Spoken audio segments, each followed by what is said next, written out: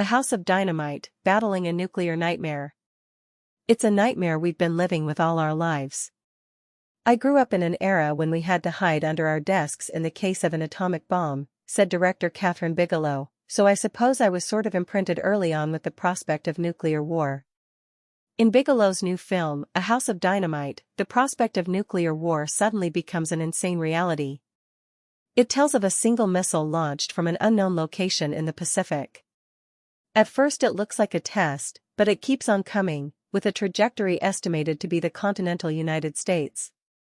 With 19 minutes to impact, the president, played by Idris Elba, has to make an impossible decision. Noah Oppenheim, a former president of NBC News, wrote the script, which dramatizes what he calls the insanity that we would expect a single human being with limited preparation to decide in a matter of minutes the fate of all mankind.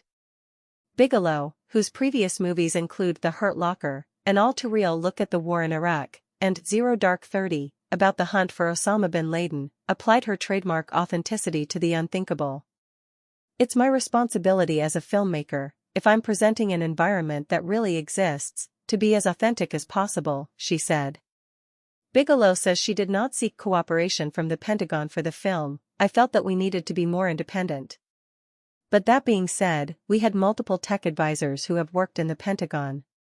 They were with me every day we shot. One military consultant was retired Lieutenant General Dan Karbler. Never in a million years would I have thought that I would have been in this position, he said.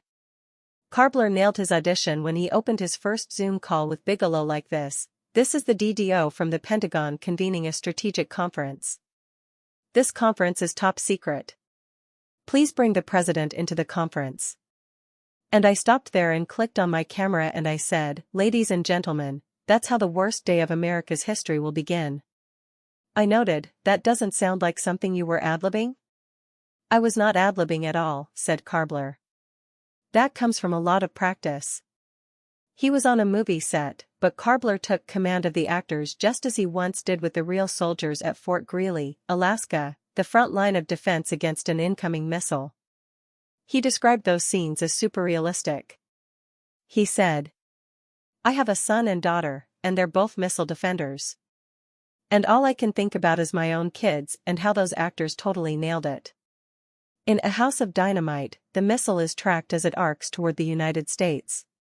In such a scenario, the U.S. would have less than 10 minutes to make the decisions and get interceptors airborne. 2 interceptors are launched, the classic bullet hitting a bullet. That kill vehicle will go and basically run itself into the incoming missile, said Karbler. That CLL.